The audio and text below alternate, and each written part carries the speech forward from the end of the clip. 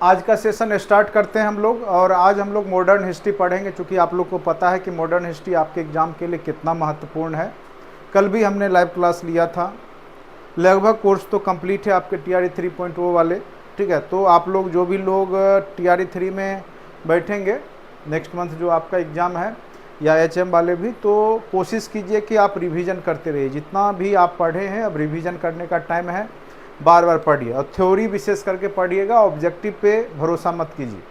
Objective question जो किसी भी सेट में है या कोई भी हमने ही प्रैक्टिस कराया हो, चाहे अन्य टीचर भी करवा रहे हैं, तो उस पर ज़्यादा दिमाग मत लगाइएगा। आप लोग मेन रूप से आप लोग थ्योरी पे फोकस कीजिएगा। लाइन बाय लाइन जैसे नोट्स दिया है उसको आप पढ़ते रहिएगा। क्वेश्चन सारे क्रिएट किए जाएंगे और सिस्टमेटिक जब आप पढ़ेंगे तभी आप वहाँ पे बना पाएंगे। इसलिए इस बात को हमेशा याद रखिएगा। ठीक है, चलिए मैथ रीजनिंग का भी हम जो है फिर से 2-4 दिन लगेगा। ठीक है, तो उसको फिर से मैं थरोली तेज़ी से 10-10 क्वेश्चन करके कंप्लीट करा दूंगा। ऐसे ऑलरेडी आपका कंप्लीट हो चुका है, कंटेंट में आपका वीडियो पड़ा हुआ है। अगर आप लोग देख लिए होंगे सारे वीडियो तो आपको दिक्कत नहीं आ रही होगी मैथ रीजनिंग में, इस बात का पूरा गारंटी है। ठीक है, चलिए फिर भी चूँकि एग्ज़ाम का डेट बढ़ते गया है, ठीक है, तो इसलिए थोड़ा टाइम आप लोग को ज़्यादा मिला है, तो आप लोग को उसको रिवीजन ज़रूर करते रहना चाहिए। देखिए ज़्यादा पढ़ने से नहीं होगा, जितना आपने पढ़ा है उसको बार बार रिवाइज कीजिए। ठीक है, ज़्यादा पढ़ने से आपका रिजल्ट नहीं होता है, जान लीजिए। आप जितना ही पढ़े हैं उसी को बार बार रिपीट कीजिए। और आपको हमने कम नहीं पढ़ाया हुआ है और कम वीडियो आपके कंटेंट में नहीं पड़े हुए हैं। अगर आप अच्छे से उतना वीडियो को बार बार देख लिए होंगे तो गारंटी के साथ मैं बोलूँगा आपका रिजल्ट बनेगा। ठीक है, चलिए मॉडर्न हिस्ट्री में हम लोग आज स्टार्ट करते हैं। कल हमने आपको बताया था कि किस प्रकार से अंग्रेज़ों की साम्राज्यवादी विस्तार नीति रही, किस प्रकार से जो है कॉर्नवालिस आया, लॉर्ड कॉर्नवालिस ने जो है किस प्रकार से यहाँ पे काम किया है, या फिर आपका लॉर्ड क्लाइव है, उसके बारे में हमने बताया था। लॉर्ड डलहौजी के बारे में बताया था, वेलेस्ली के बारे में बताया था। आज मैं आपको कॉर्नवालिस और आगे का भी बताऊँगा। ठीक है, तो बहुत सारा टॉपिक कल हमने आपको बताया था, जहाँ से आपके जैसे समाज सुधार आंदोलन के बारे में भी हमने बताया था, और उसमें भी हमने आपको राजा राम मोहन राय, स्वामी विवेकानंद या जो भी अन्य हैं, ठीक है, उनके बारे में, ईश्वर चंद्र विद्यासागर हो चाहे जो भी समाज सुधारक है, उनके बारे में हमने आपको क्लास में बताया था। ये सब जितने भी गवर्नर जनरल हैं जिन्होंने काम किया उससे है, ये आगे चल के मैं आपको बताऊँगा। ये जैसे कल हमने आपको पढ़ाया था ब्रह्म समाज की स्थापना कब हुई, तो ये सब आपके नोट्स में बहुत अच्छे से लिखा हुआ है। एक बार फिर से हम लोग इसको देख लेते हैं। ठीक है, अब देखिए ब्रह्म समाज के संस्थापक कौन थे, तो ब्रह्म समाज के संस्थापक राजा राम मोहन राय थे, और 1828 ईस्वी में कलकत्ता में इसकी स्थापना हुई थी ब्रह्म समाज। ठीक है, तो ये क्वेश्चन आपके एग्जाम में पूछे जा सकते हैं। उसके बाद है आत्मीय सभा, तो आत्मीय सभा की स्थापना 1815 ईस्वी में हो गई। अगर सीरीज में भी कई बार कह देगा कि आपको कालक्रम के अनुसार सजाइए, तो सबसे पहले आपका आत्मीय सभा होगा, जिसका कि राजा राम मोहन राय ने ही स्थापना किया था आत्मीय सभा का, कलकत्ता में ही। तो 1815 ईस्वी में पहले आत्मीय सभा बनाया इन्होंने, उसके बाद ब्रह्म समाज बनाया। तो ये बात आप ध्यान रखिएगा 1828 में। और 1829 ईस्वी में लॉर्ड विलियम बेंटिक की मदद से सती प्रथा का अंत किया था, ये भी हमने कल आपको बताया था। तत्वबोधनी सभा जो है 1834 ईस्वी में देवेंद्रनाथ टैगोर के द्वारा बनाया गया। प्रार्थना समाज 1867 में आत्माराम पांडुरंग, ये भी क्वेश्चन कई बार पूछा गया है आत्माराम पांडुरंग के बारे में, कि प्रार्थना समाज के संस्थापक कौन है। प्रार्थना समाज के संस्थापक कौन है, प्रार्थना सभा भी लिखा रह सकता है। ठीक है, प्रार्थना सभा या प्रार्थना, तो आत्माराम पांडुरंग, बम्बई में 1867 ईस्वी में इसकी स्थापना हुई थी। आर्य समाज सबसे ज़्यादा महत्वपूर्ण है, ये प्रार्थना सभा भी रहता है लिखा हुआ। ठीक है, आर्य समाज 1875 ईस्वी में, ये भी याद रखिएगा, दयानंद सरस्वती के द्वारा, बम्बई में स्वामी दयानंद सरस्वती, जिन्होंने बोला था वेदों की ओर लौटो। ठीक है, और सबसे पहले स्वदेशी अपनाने की बात दयानंद सरस्वती ने ही किया था, याद रखिएगा। उसके बाद थियोसॉफिकल सोसाइटी है 1875 में न्यूयॉर्क में स्थापना हुई, ब्लावत्स्की एवं ओलकत के द्वारा। उसके बाद रामकृष्ण मिशन, ये भी हमने आपको बताया था कल, स्वामी विवेकानंद के द्वारा 1897 ईस्वी में वेल्लूर में इसकी स्थापना हुई थी। किसका, तो रामकृष्ण मिशन, चूंकि इनके गुरु थे रामकृष्ण परमहंस। ठीक है, उसके बाद सर्वेंट्स ऑफ इंडिया सोसाइटी, ये भी क्वेश्चन कई बार पूछा जा चुका है आपके एग्जाम में। सर्वेंट्स ऑफ इंडिया सोसाइटी बहुत ही महत्वपूर्ण है, बीपीएससी का फेवरेट क्वेश्चन है, बार बार पूछा है ये, ठीक है। तो इसकी स्थापना 1905 ईस्वी में बम्बई में गोपाल कृष्ण गोखले के द्वारा किया गया था, ठीक है। गोपाल कृष्ण गोखले के द्वारा, जो कि गांधी जी के गुरु भी हैं, 1905 ईस्वी में बम्बई में किया गया था। किसके द्वारा? तो गोपाल कृष्ण गोखले के द्वारा, सर्वेंट्स ऑफ इंडिया सोसाइटी। उसके बाद है अलीगढ़ आंदोलन के बारे में आप लोग जान ही रहे, सर सैयद अहमद के द्वारा 1875 ईस्वी में। सत्यशोधक समाज भी कई बार पूछा जा चुका है, चूंकि इन्होंने पिछड़ी जातियों को लेकर के यहाँ पे काम किया है। तो सत्यशोधक समाज जो 1873 ईस्वी में महाराष्ट्र में ही इसकी स्थापना हुई। ज्योतिबा फूले जो कि एक माली जाति से बिलोंग करते थे, और इन्होंने ईबीसी जो अत्यंत पिछड़ी जातियां हैं उस पर विशेष काम किया है। उसके बाद हरिजन सेवक संघ, ये भी कई बार आपको पूछा हुआ है क्वेश्चन, हरिजन सेवक संघ की स्थापना किसके द्वारा किया गया था? तो महत्वपूर्ण है ये क्वेश्चन, याद रखिएगा, महात्मा गांधी के द्वारा। कब किया गया था? तो 1832 ईस्वी में, ठीक है। ये मिस्टेक है यहाँ पर, ये हो जाएगा आपका 1932, ठीक है। उसके बाद है बारदौली सत्याग्रह, 1928 ईस्वी में सूरत में हुआ, वल्लभ भाई पटेल, ये भी बारदौली सत्याग्रह, याद रखिएगा। बारदौली सत्याग्रह किसके द्वारा? तो वल्लभ भाई पटेल के द्वारा, सूरत में 1928 ईस्वी में। उसके बाद है होम रूल लीग, 1916 ईस्वी में पुणे में हुआ, ठीक है, और एनी बेसेंट और बाल गंगाधर तिलक के द्वारा। उसके बाद है खुदाई खिदमतगार, 1929 ईस्वी में पेशावर में खान अब्दुल गफ्फार खां के द्वारा, ठीक है।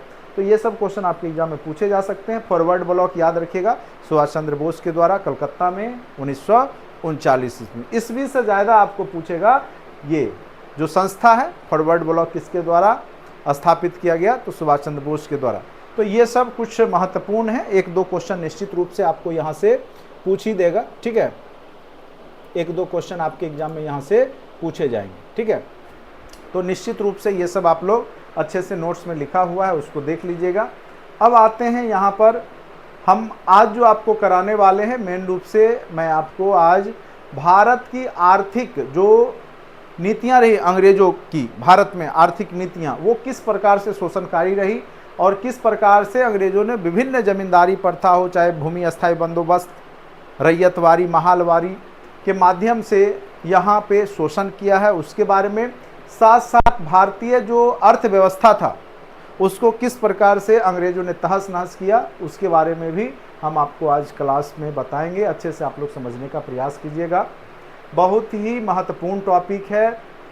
सबसे पहले देखिए, ब्रिटिश साम्राज्य विस्तार की नीति हमने आपको कल बताया था, बहुत अच्छे से ढंग से आपको समझा दिया था किस प्रकार से ये जो तीन व्यक्ति हैं मेन रूप से, कौन कौन से? तो लॉर्ड वेलेस्ली, ये क्लाइव, वेलेस्ली और डलहौजी ने किस प्रकार से भारत में अपना नींव मजबूत किया अंग्रेजों का, ठीक है। अब आगे हम लोग आज जो पढ़ेंगे वो है आपका भू राजस्व व्यवस्था, और इसको पढ़ने से पहले थोड़ा बहुत हम लोग जानेंगे कि अंग्रेजों की जो आर्थिक नीति रही वो किस प्रकार से शोषणकारी रही, और किस प्रकार से अंग्रेजों ने भारत को सिलसिलेवार ढंग से यहाँ पे शोषण का काम किया है, ठीक है। चलिए, सबसे पहले मैं आपको थोड़ा सा बोर्ड पे ले चलता हूँ, उसके बाद फिर से हम यहाँ रिटर्न होंगे। देखिए, जो अंग्रेजों की आर्थिक नीति रही,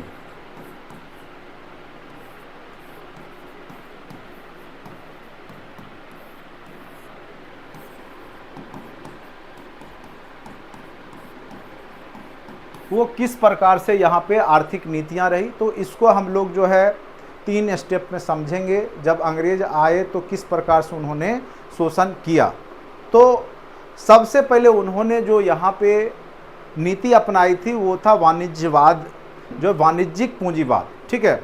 और उसका कालक्रम अगर आप देखें तो 1757 से आपको दिखेगा 1813 ईस्वी, ठीक है। 1757 से लेकर के 1813 ईस्वी के बीच इन्होंने जो वाणिज्यिक पूंजीवाद की नीति अपनाई। अब कहिएगा ये क्या होता है, वाणिज्यिक पूंजीवाद क्या होता है?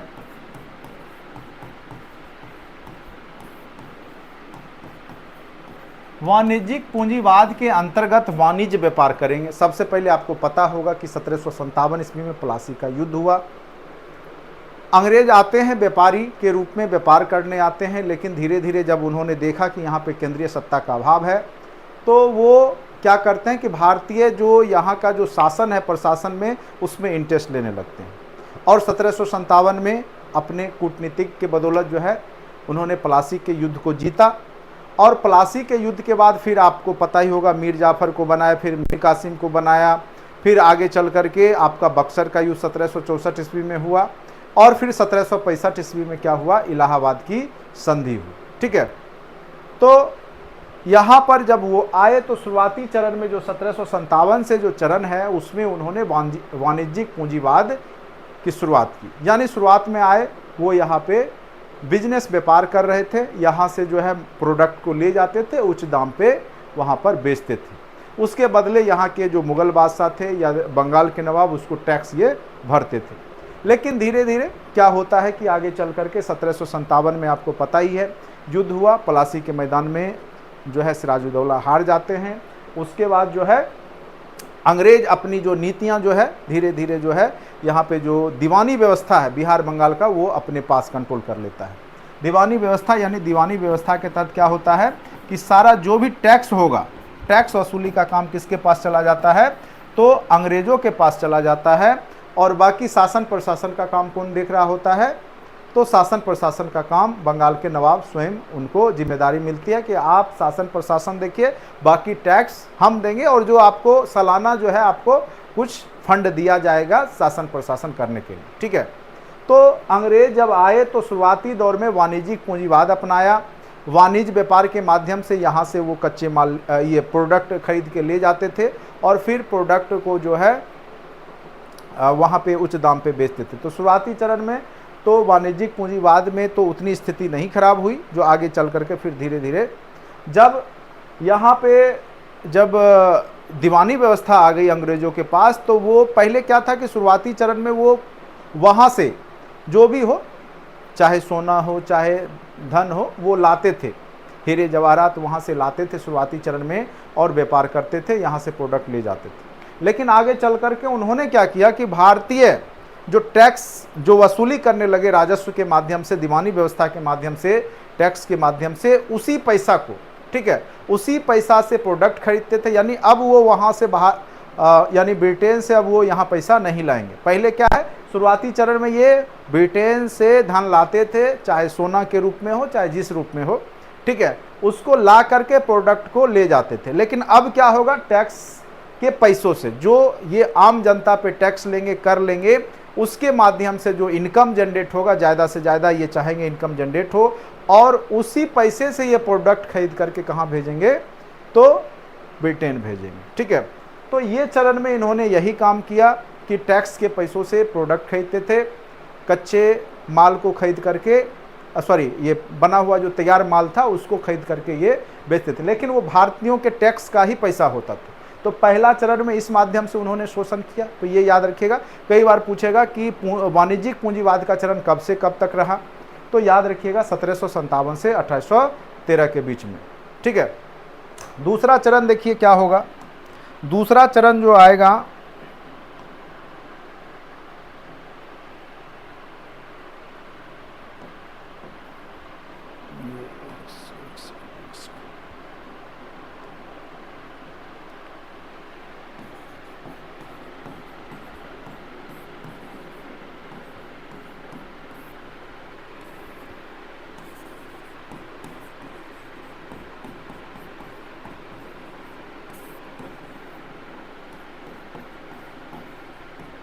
दूसरा चरण जो इनका है औद्योगिक पूंजीवाद का चरण होगा। ठीक है, अब क्या होगा कि शुरुआती चरण में तो ये एकाधिकार जमा लिए, धीरे धीरे चूँकि टैक्स के पैसे से ये अपनी मजबूती बनाए, आर्थिक स्थिति सुदृढ़ किया अंग्रेजों ने, पैसा बहुत ज़्यादा इन्होंने टैक्स के रूप में लिया, और जो भी बाहरी अन्य देशों की कंपनियां थी उसको भगा दिया, जैसे पुर्तगाली हुआ, डच हो गया, ये इन लोगों को इन्होंने खदेड़ के भगा दिया, चूँकि इनके पास जो है क्षमता बढ़ गया, आर्थिक रूप से ये संपन्न हो गए।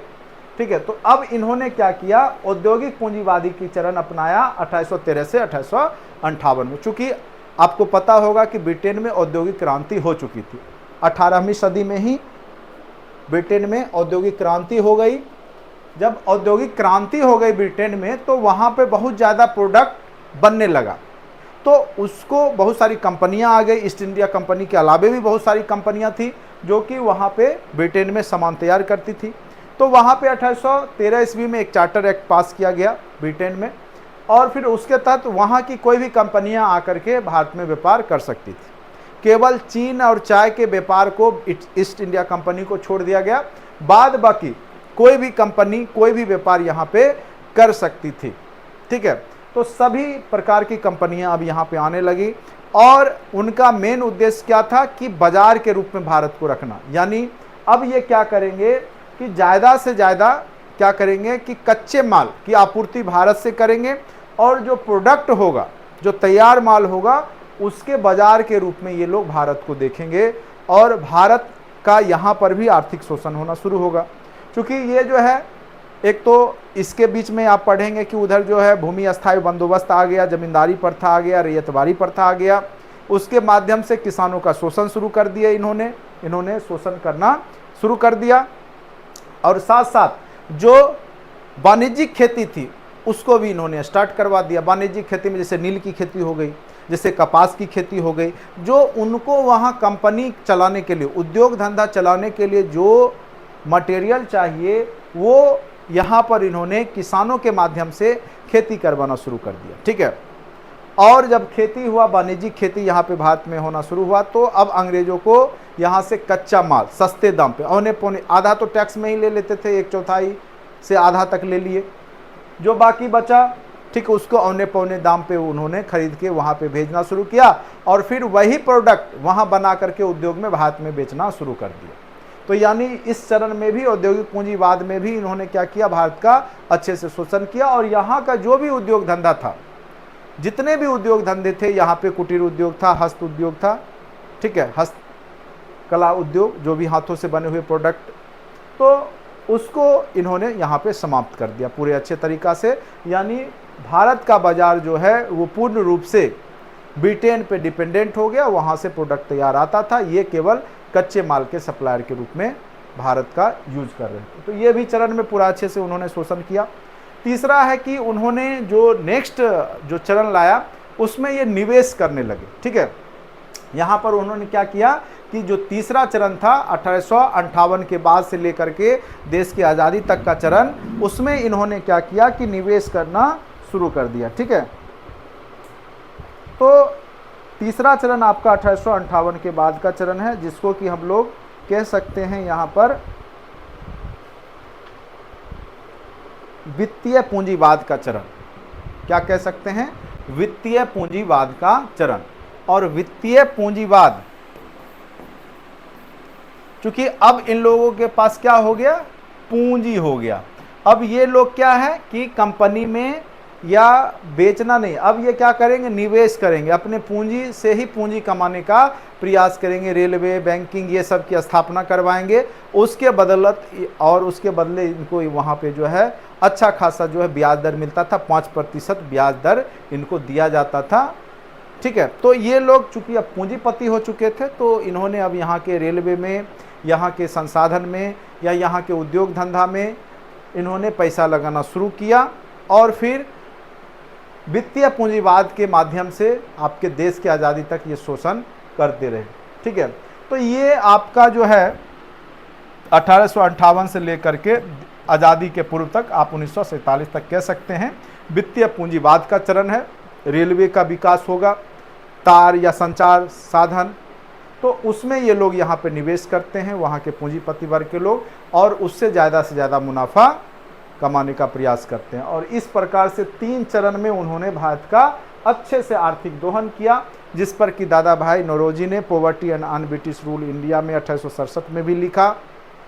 ठीक है, कि किस प्रकार से अनिष्टों का अनिष्ट ये लोग अंग्रेज हैं, और किस प्रकार से भारतीय पैसे को, भारतीय धन को जो है ये लोग ब्रिटेन पहुंचा रहे हैं। आर.सी. दत्त हैं, उन्होंने भी जो है इसके बारे में, जो इकोनॉमिक हिस्ट्री ऑफ इंडिया है उसमें उन्होंने प्रकाशित करके उन्होंने भी बताया कि किस प्रकार से अंग्रेज भारतीय धन को जो है वहाँ पे पहुँचा रहे हैं ब्रिटेन। ठीक है, और लोगों को अवगत कराया।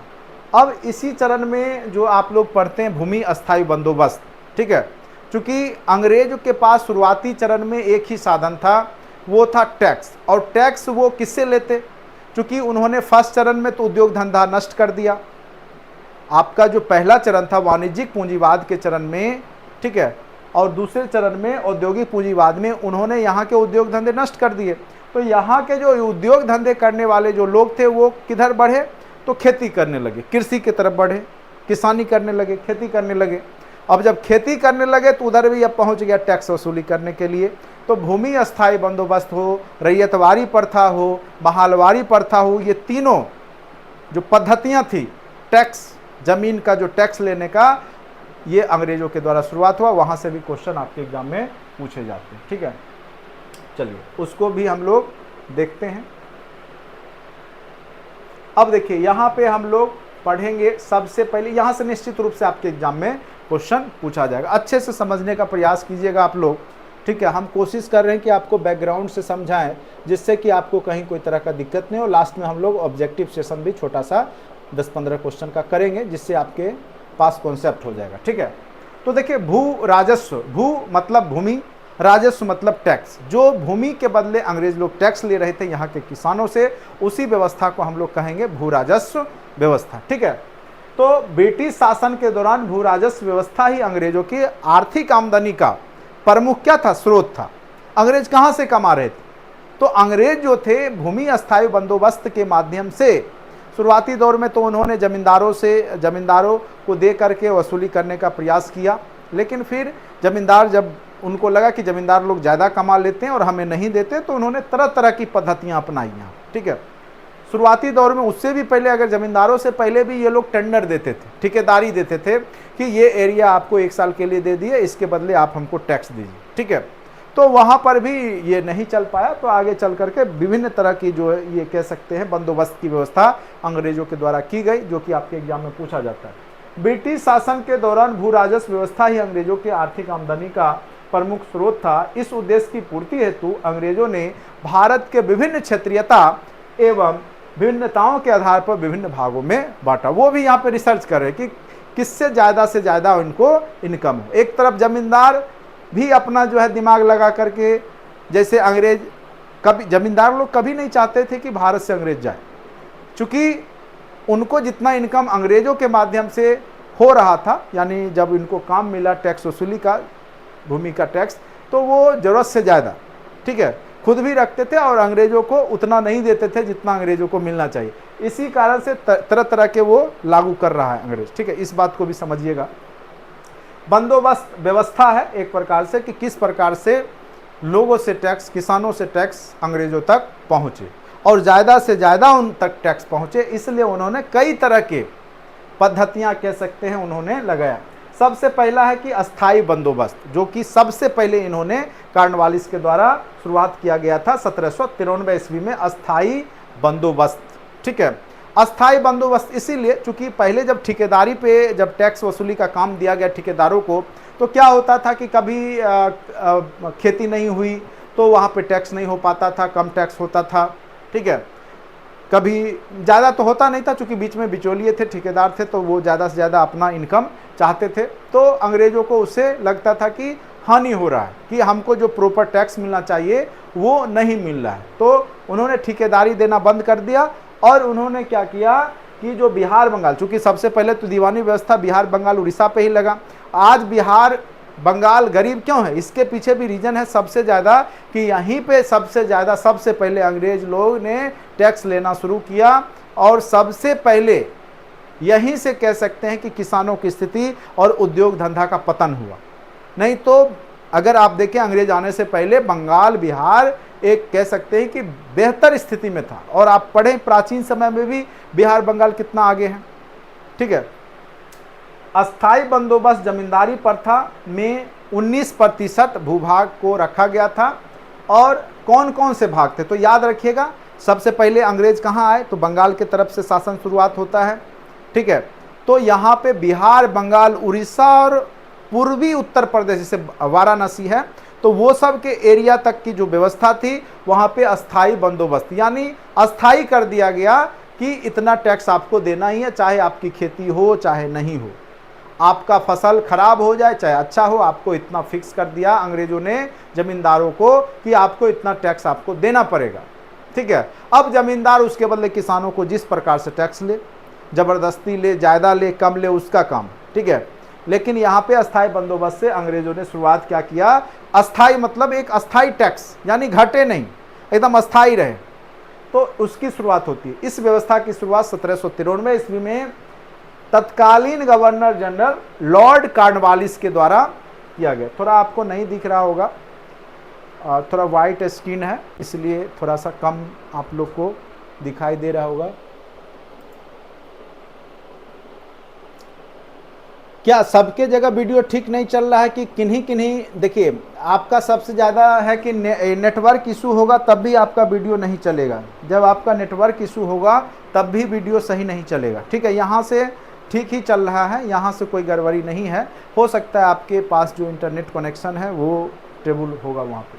अस्थाई बंदोबस्त, इस व्यवस्था की शुरुआत 1793 ईस्वी में किसके द्वारा किया गया? एकदम याद रखिएगा, जमींदारी प्रथा को ही अस्थाई बंदोबस्त कहते हैं।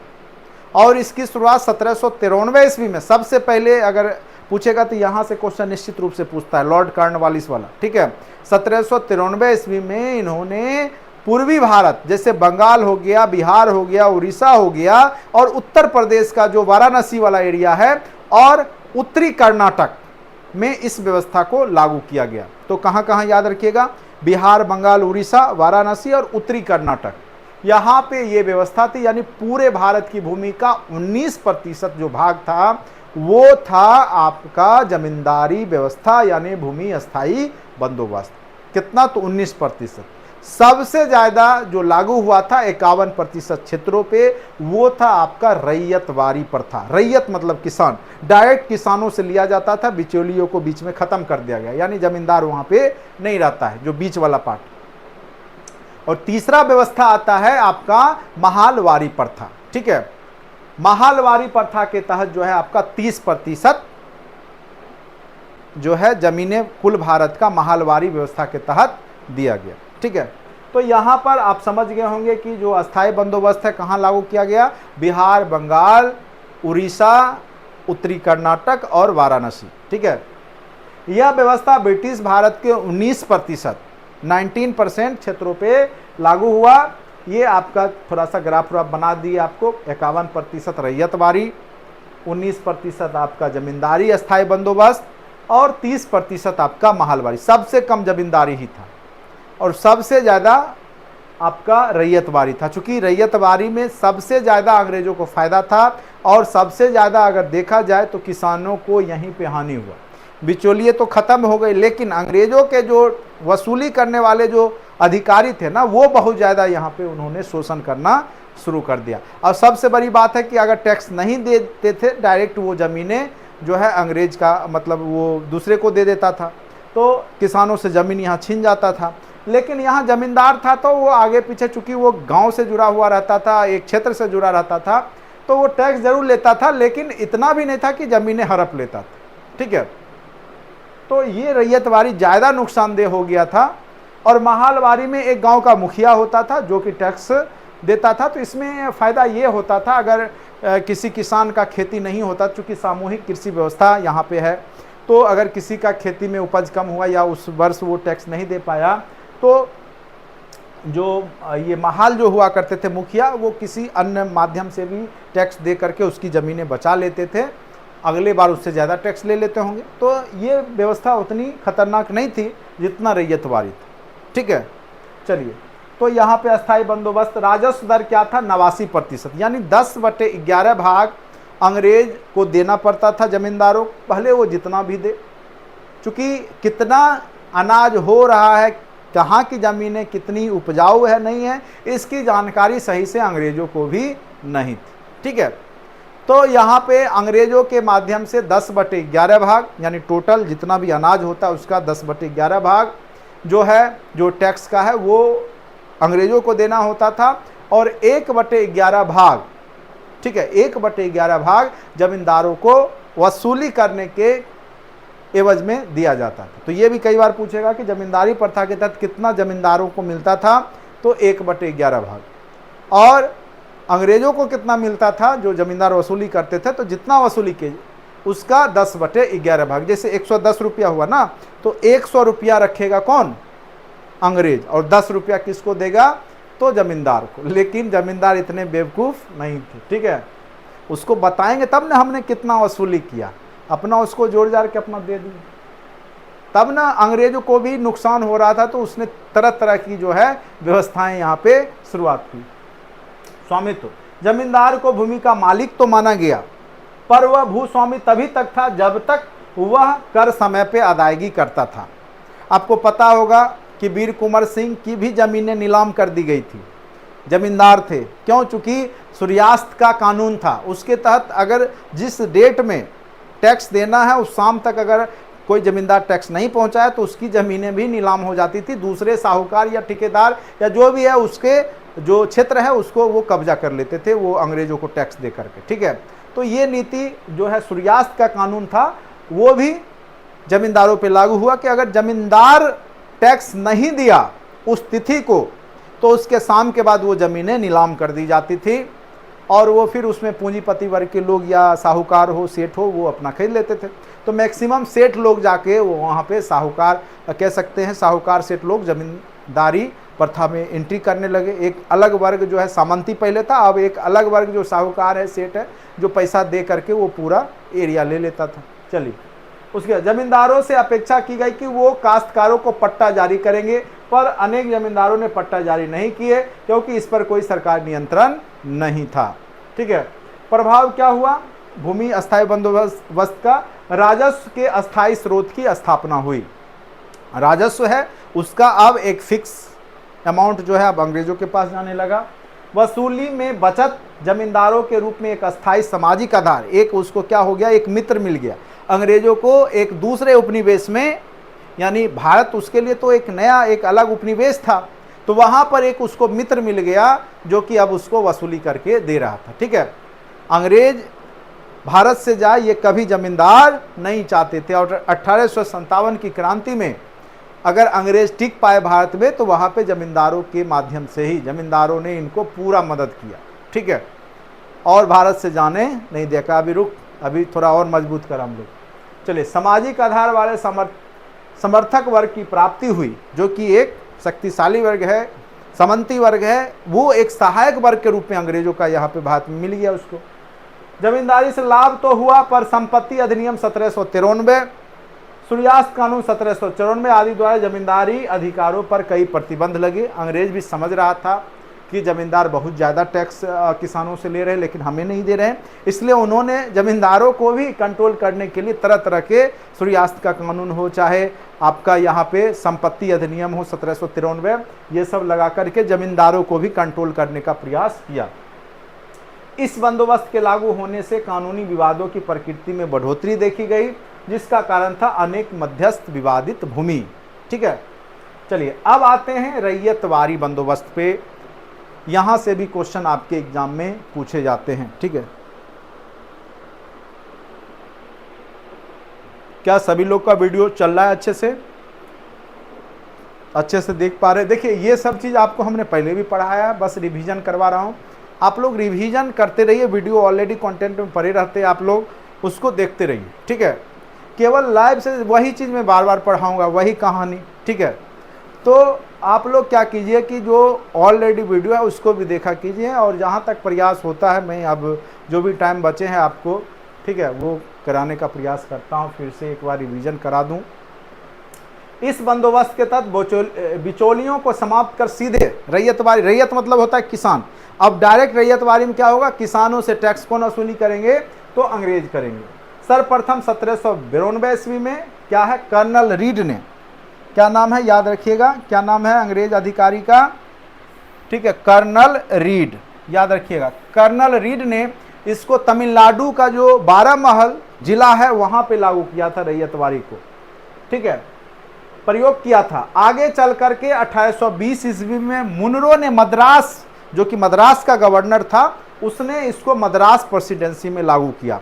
तो रैयतवारी में टॉमस मुनरो, याद रखिएगा, टॉमस मुनरो और कर्नल रीड को नहीं भूलिएगा, रीड और मुनरो, ठीक है, रीड और मुनरो, दोनों के द्वारा यहाँ पे तमिलनाडु में रीड के द्वारा, कर्नल रीड के द्वारा, ठीक है, 1792 ईस्वी में इसको लागू किया गया। वहीं मद्रास प्रेसिडेंसी में 1820 ईस्वी में किसके द्वारा, तो मुनरो के द्वारा लागू किया गया, थॉमस मुनरो के द्वारा, याद रखिएगा। इसके अलावे इसको पूर्वी बंगाल, असम, ठीक है, पहाड़ी एरिया है, कुर्ग के कुछ हिस्सों में लागू किया गया। 1825 ईस्वी में बम्बई प्रेसिडेंसी में एल्फिंस्टन के द्वारा भी लागू किया गया। तो आगे चल करके बम्बई प्रेसिडेंसी में भी जो व्यवस्था आई वो रैयतवारी व्यवस्था एल्फिंस्टन के द्वारा लागू किया गया। तो ये याद रखिएगा आप लोग। पूर्वी बंगाल और असम में भी रैयतवारी व्यवस्था ही थी, सबसे कम जमींदारी बंदोबस्त ही था। उसके बाद सबसे ज़्यादा जो पूरे देश का जो भूभाग है उसका जो मैक्सिमम प्रतिशत में जो था 51% पार्ट में आपका क्या था, तो वो रैयतवारी प्रथा ही थी, जमींदारी व्यवस्था, ठीक है। चलिए, उसके बाद इसकी विशेषता यहाँ पे लिखा हुआ है आपका कि 51% भाग पे क्या हो रहा था, तो रैयतों के माध्यम से रैयत डायरेक्ट किसान टैक्स दे रहे थे। रैयतवारी में किसानों द्वारा लगान सीधे सरकार को दिया जाता था, बीच में बिचौलिए जो थे, जो जमींदार वर्ग है वो नहीं है इसमें। सरकार रैयतों को पट्टा देती थी, यानी खेत देती थी। कर लगाने से पूर्व भूमि का सर्वेक्षण और मूल्य निर्धारण कर दिया जाता था, यानी टैक्स देने से पहले जमीनें जिस हिसाब से जैसा उपजाऊ है उसके हिसाब से उस जमीन की टैक्स निर्धारित कर दी जाती थी। सैद्धांतिक रूप से भू राजस्व का 1/2 भाग रखी गई, हालांकि व्यवहारिक रूप से इससे कहीं अधिक होता था, ठीक है, यानी आधा, जितनी मतलब जैसे जितना फसल हुआ उसका आधा इनकम होगा वो अंग्रेजों के पास जाएगा। लेकिन अगर प्रैक्टिकली देखें तो अंग्रेज उससे भी ज़्यादा वहाँ पे वसूली कर रहे थे। प्रभाव, इससे किसानों की दुर्गति हुई। अस्थायी बंदोबस्त में जहाँ किसान जमींदारों के रैयत थे, बिचौलियों के द्वारा भी इनका शोषण हुआ, ठीक है। तो इस प्रकार से अगर आप देखा जाए तो रैयतवारी व्यवस्था ज़्यादा शोषणकारी हो गई और इसको कोई मदद करने वाला किसानों को नहीं था। डायरेक्ट टैक्स नहीं दिए तो उनकी पट्टा जो था वो दूसरे को दे दी जाती थी, कोई इसको बचाने वाला वर्ग यहाँ पे नहीं है। उसके बाद आइए महालवारी व्यवस्था। महाल मतलब होता है मुखिया, ठीक है। इस व्यवस्था के तहत भूमि का जो बंदोबस्त का आधार एक महाल गांव को बनाया गया, जिसमें सामूहिक उत्तरदायित्व का निर्धारण किया जाता था। जैसे अभी होता है ना कि 4-5 लोग मिल करके, जैसे आजकल जो है लोग किस्ती उठाते हैं गांव घर में, ठीक है, किस्ती आप लोग सुनते होंगे। गरीब महिलाएं हैं, उनको बहुत पूंजीपति जो लोग हैं वो जा करके 10-5 लोग का अपना टीम बना करके, तो अगर एक कोई टैक्स नहीं दिया, मतलब वो ब्याज नहीं दिया, तो दूसरे से वसूली कर लेते हैं, ठीक है। क्योंकि जो भी उस समूह में रहेगा सबसे वो वसूली करेंगे, तब जा करके वो देते हैं उनको कर्ज। तो उनकी भी संख्या बहुत ज़्यादा, आप देखिएगा बिहार जैसे जो अति पिछड़े राज्य हैं वहाँ पे किस्ती पे लोग बहुत ज़्यादा पैसा उठाते हैं और उसी में वो परेशान रहते हैं किस्ती भरते भरते, क्योंकि उसमें जो है 5% से भी ज़्यादा उनको ब्याज लग जाता है, लेकिन उनको उतनी समझदारी हो नहीं पाती है, ठीक है। तो उसी प्रकार से कह सकते हैं यहाँ पे कि सामूहिक रूप से दायित्व है। अगर कोई एक किसान नहीं दिया तो सब मिल के अब उसका पैसा पूरा, ठीक है। मुखिया का दायित्व है कि किसी तरीका से पूरा करके तुम उसको दो, जिससे पूरे ग्राम समुदाय के प्रतिनिधि के साथ बंदोबस्त होता था। एक प्रकार से यह जमींदारी व्यवस्था का ही संशोधित रूप था, ठीक है। इसका प्रमुख कारण वहाँ के भौगोलिक परिस्थितियाँ थी, जहाँ लंबे समय से ग्राम समुदायों का व्यापक प्रभाव था। इनका संचालन सामूहिक तरीके से होता था, यानी सामूहिक उत्तरदायित्व होता था। यानी महाल जो होता था सामूहिक उत्तरदायित्व ले लेता था, हम सब का पैसा आपको टैक्स देंगे। अब उसका मन अब किसी से ज़्यादा ले, कम ले, नहीं ले, उसका मतलब वो सामूहिक रूप से पूरा टैक्स अंग्रेजों को वहाँ पर देगा, पूरे उस पट्टे का, उस पूरे ज़मीन का, ठीक है। तो महाल वारी व्यवस्था भी आप लोग समझ गए होंगे। ये आपका 30% भाग में। अब देखिए इस व्यवस्था का आरंभ, ये देखिए अभी आपका नेट जेआरएफ का क्वेश्चन था, उसमें भी हमने देखा था कि आपको ये क्वेश्चन पूछा था कि हॉल्ट मैकेंजी के द्वारा क्या चीज़ मतलब कंट्रोल किया गया था या क्या व्यवस्था लाई गई थी। तो उसमें क्या था कि आपका यही महालवारी व्यवस्था, हॉल्ट मैकेंजी पश्चिमोत्तर भारत में इसका शुरुआत किया था। पश्चिमोत्तर भारत समझ ही रहे हैं, पश्चिमोत्तर भारत राजस्थान और आपका कह सकते जम्मू कश्मीर, पश्चिम और उत्तर के बीच में जो भी एरिया है, ठीक है, ये वाला पार्ट हो गया आपका, ये उत्तर हो गया, ये पश्चिम हो गया, ये वाला जो क्षेत्र है उसमें जो है पश्चिमोत्तर भारत में हॉल्ट मैकेंजी के द्वारा ही जो है महालवारी व्यवस्था लागू किया गया। मार्टिन बर्ड ने उत्तर भारत में कई क्षेत्रों में इस व्यवस्था को लागू किया। ब्रिटिश भारत का लगभग 30% भाग, ठीक है, 30% भाग जो था वो किस व्यवस्था से था, तो महलवारी से। खास करके याद रखिएगा पंजाब, उत्तर पश्चिम भाग पंजाब में आता है, पंजाब जो है भारत का उत्तर पश्चिम में ही पड़ता है।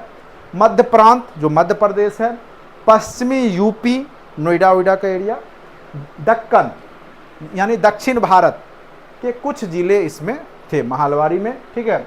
लगान दर 2/3 भाग यानी 66% रखा गया। बाद में बेंटिंग ने इसे 60 से 50 कर दिया, चूंकि वो ज़्यादा था, ठीक है। तो लॉर्ड विलियम बेंटिंग ने उसको 50 कर दिया था।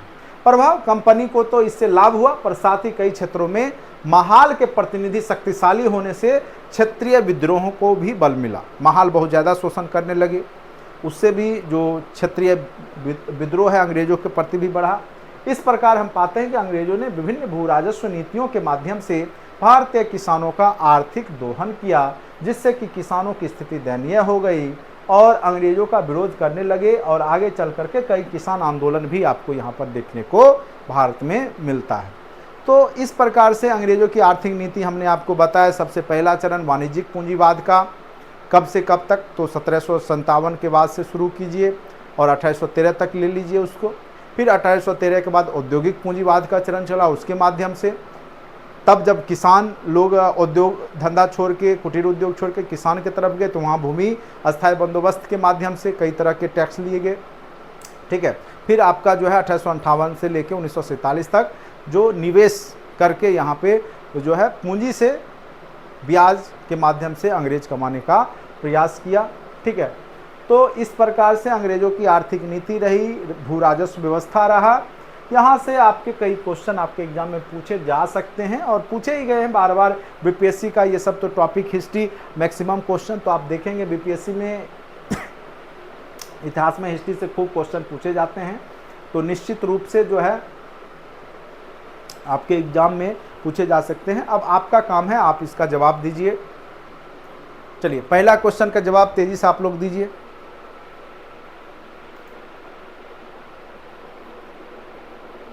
प्रांत होता है, प्रेसिडेंसी का मतलब प्रांत होता है। जैसे पहले क्या था, अंग्रेज लोग आए तो बंगाल प्रांत हो गया, प्रेसिडेंसी हो गया बंगाल प्रेसिडेंसी, जैसे मद्रास प्रेसिडेंसी हो गया। प्रांत एक प्रकार से कह सकते हैं राज्य को ही आप डिनोट कर सकते हैं प्रांत के रूप में। प्रेसिडेंसी जो एक एरिया था, प्रॉपर एरिया में शासन करते थे, उसको प्रांत कहा जाता था।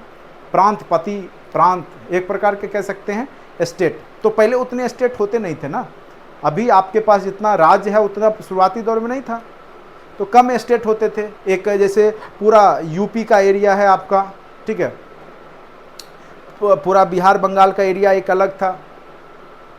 एक मद्रास का एरिया मद्रास प्रेसिडेंसी, बम्बई का एरिया बम्बई प्रेसिडेंसी। तो एक प्रकार से कह सकते हैं राज्य का ही बड़ा स्वरूप जो धीरे धीरे बटा। चलिए अब यहाँ पे आप लोग बताइए रैयतवारी प्रथा। अभी तुरंत हमने बताया था कि आपका 12 महल जिला जो है वहाँ पे तमिलनाडु में, वहाँ पे रीड के द्वारा किया गया, वहीं थॉमस मुनरो के द्वारा मद्रास प्रेसिडेंसी में किया गया। तो इसका आंसर क्या हो जाएगा आप लोग बताइए। निम्नलिखित में से कौन ब्रिटिश शासन के दौरान भारत में रैयतवारी बंदोबस्त प्रारंभ, देखिए वहाँ पे जब बीपीएससी पूछेगा ना तो वहाँ पे क्या हो जाएगा, एक से अधिक, या ए और बी वाला दे दिया तब तो दोनों हो गया, नहीं तो आपका तो एक ऑप्शन रहता ही है एक से अधिक वाला, ठीक है। तो चूंकि ऑप्शन बदलते रहता है, बीपीएससी क्या करेगा कहना मुश्किल है। तो बस यहाँ पे जानिए अलेक्जेंडर रीड और थॉमस मुनरो दोनों रैयतवारी व्यवस्था से संबंधित हैं। याद रहेगा आप लोग को रैयतवारी व्यवस्था से कौन कौन संबंधित हैं, तो अलेक्जेंडर रीड और कौन, तो थॉमस मुनरो। उम्मीद करते हैं कि आप लोग को समझ में आ गया होगा, ठीक है।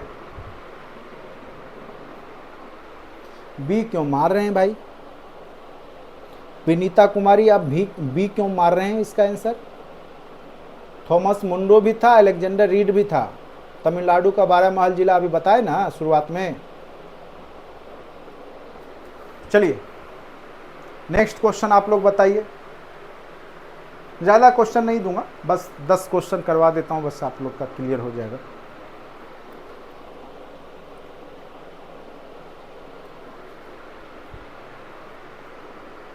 किसके प्रशासन काल में अस्थायी बंदोबस्त प्रारंभ किया गया था, अब बताइए, आप लोग को तो पता होगा। Warren Hastings, Lord Cornwallis, sir John Shore, Lord Wellesley, Lord Cornwallis, दो दो। अच्छा, वो वारेन हेस्टिंग्स नीचे चला जाएगा, लॉर्ड कॉर्नवालिस की जगह हो गया वो मिस्टेक से, ठीक है। बताइए इसका आंसर क्या हो जाएगा। ऐसे आपको ए और डी दोनों एक ही है, ठीक है। दो का जो है वो आप ये वाला जो है ना, इसको आप, ये थोड़ा सा टाइपिंग मिस्टेक हो गया है, ठीक है। तो इसको आप वारेन हेस्टिंग्स को यहाँ कर लेते हैं, ठीक है। तो आपको तो पता ही है लॉर्ड कॉर्नवालिस के द्वारा किया गया था अस्थायी बंदोबस्त। तो आंसर आपका हो गया ऑप्शन नंबर ए, ठीक है। चलिए अब बताइए अस्थाई बंदोबस्त किसके साथ किया गया। क्वेश्चन क्या है, अच्छे से समझिए। अस्थाई बंदोबस्त किसके साथ किया गया अंग्रेजों के माध्यम से, बताइए किसके साथ किए थे अंग्रेजों ने। क्वेश्चन नंबर 3, तेजी से बताइए आंसर आप लोग। बिल्कुल सही, बिल्कुल सही जवाब है।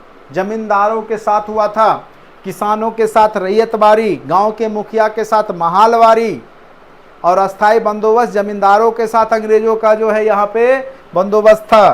तो आंसर क्या हो जाएगा, जमींदारों के साथ। आंसर क्या हो जाएगा, जमींदारों के साथ। क्या आप लोग को समझ अच्छे तरीका से आ गया भूमि अस्थाई बंदोबस्त।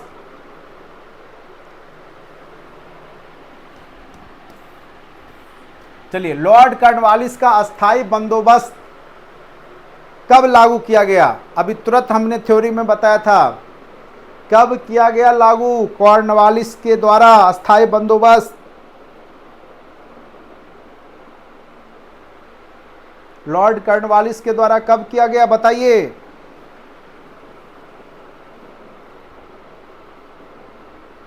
बिल्कुल सही जवाब 1793 ईस्वी। कब किया गया, तो 1793 ईस्वी में किया गया, ठीक है।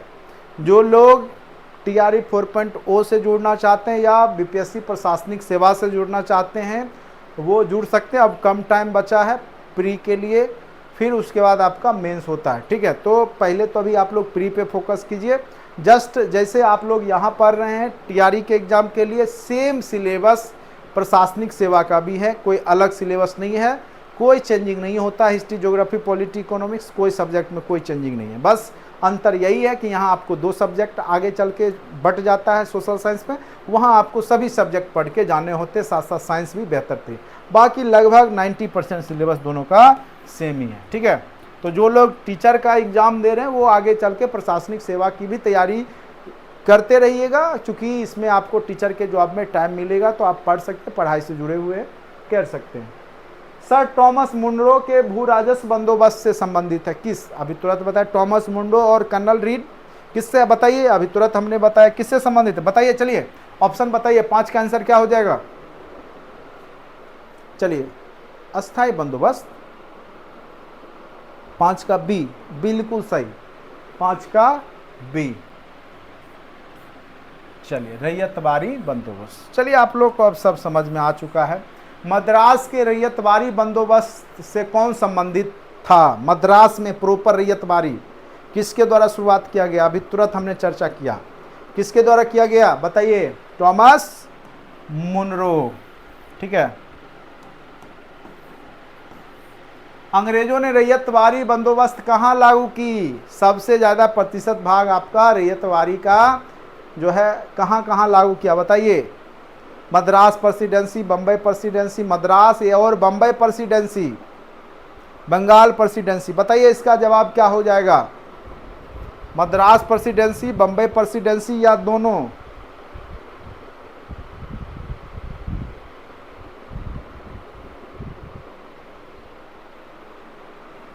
बम्बई में भी लगा था कुछ पार्ट में, बम्बई के भी कुछ पार्ट में रैयतवारी व्यवस्था को लागू किया गया था, ठीक है।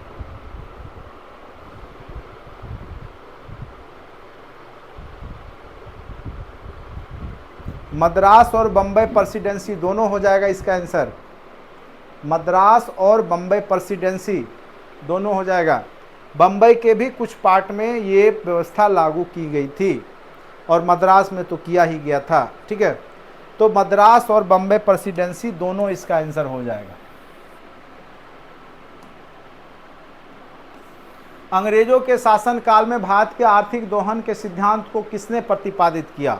चर्चा हमने किया था। The poverty and un-British rule in India किसकी रचना है? दादा भाई नौरोजी की, 1867 में इन्होंने लिखा।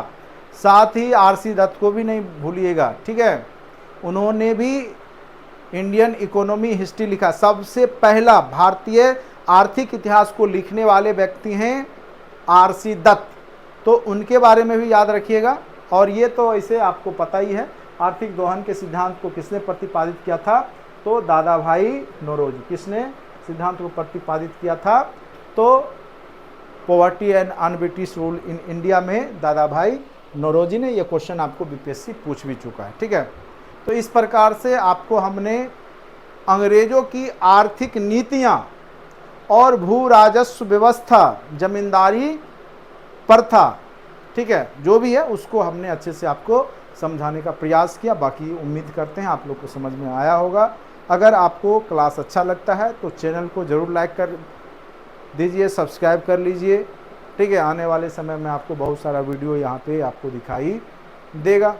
जो लोग कोर्स से जुड़ना चाहते हैं, जो आपका कॉन्टैक्ट नंबर है उस पर हाई लिख के भेज सकते हैं और कोर्स से जुड़ सकते हैं। ठीक है, अभी आपका जो है जस्ट TRE 3.0 नेक्स्ट मंथ है, उसके बाद आपका TRE 4.0 होगा, आने वाला है। और साथ साथ आपके प्रशासनिक सेवा में बहुत ज़्यादा, प्रशासनिक सेवा में ही नहीं बल्कि बिहार में बहुत सारे, बिहार SSC में या अन्य जो भी डिपार्टमेंट में, उसमें वैकेंसियाँ आने वाली है। तैयारी करते रहिए, चूँकि GK GS history geography math reasoning ये सब क्या है, महत्वपूर्ण चीज़ है। हर एक जगह आपको ये सब काम आएगा। ठीक है, तो निश्चित रूप से जुड़िए, ज़्यादा फीस नहीं है, आप जुड़ सकते हैं। और ऑलरेडी आपके बहुत सारे कंटेंट में लगभग सिलेबस के जो बेसिक पार्ट हैं वो किया जा चुका है और लाइव सेशन भी आपको मिलता रहेगा। आज के लिए इतना ही, चलिए धन्यवाद।